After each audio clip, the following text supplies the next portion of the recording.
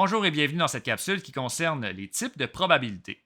Une probabilité peut être théorique, fréquentielle ou subjective. Selon le contexte, c'est un des trois cas qui va se produire. La probabilité théorique d'un événement peut être déterminée à l'aide d'un raisonnement mathématique.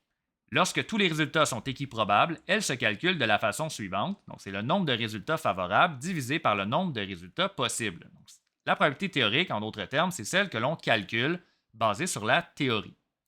Donc, à l'exemple 1, on lance un dé équilibré dont les 6 faces sont numérotées de 1 à 6. La probabilité théorique de chacun des résultats est de 1 sur 6. Ce qui veut dire que si on lançait un dé un très grand nombre de fois, on obtiendrait chacun des résultats une fois sur 6. Maintenant, pour la probabilité fréquentielle, la probabilité fréquentielle d'un événement est déterminée à l'aide des résultats d'une expérimentation. Elle est souvent utilisée lorsque la probabilité théorique est difficile à calculer. Et pour calculer la probabilité fréquentielle, on divise le nombre de fois qu'un résultat s'est réalisé par le nombre de fois que l'expérience a été répétée. En d'autres mots, on peut également dire que la probabilité fréquentielle, elle est basée sur des observations. Donc, à l'exemple 2, le tableau ci-dessous présente le nombre de lancers réussis et ratés par un joueur de basketball lors des dernières parties. Donc, il y a 24 lancers qui ont été réussis, 16 qui ont été ratés et 40 qui ont été tentés.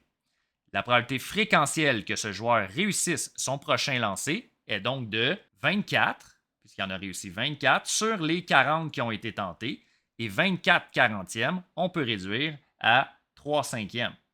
Il y a donc 3 chances sur 5 de réussir son prochain lancer. Cette probabilité est liée aux observations qui ont été réalisées lors des dernières parties. Finalement, la probabilité subjective d'un événement est estimée selon les connaissances, l'opinion ou le jugement d'une personne, qui peut être un expert. Donc, à l'exemple 3, après avoir inspecté une vieille voiture, un garagiste estime que son moteur a 80% de chances de fonctionner sans problème pendant encore 2 ans. Ici, le garagiste joue le rôle de l'expert. La probabilité subjective que le moteur de cette voiture ait des problèmes au cours des 2 prochaines années est de, et là il faut faire attention, puisque le garagiste a dit qu'il y a 80% de chances de fonctionner sans problème. Donc, si nous, on veut la probabilité qu'il y ait un problème, on va soustraire 80 à 100, donc 100 moins 80, pour obtenir 20% des chances. Voilà, c'est ce qui termine la capsule.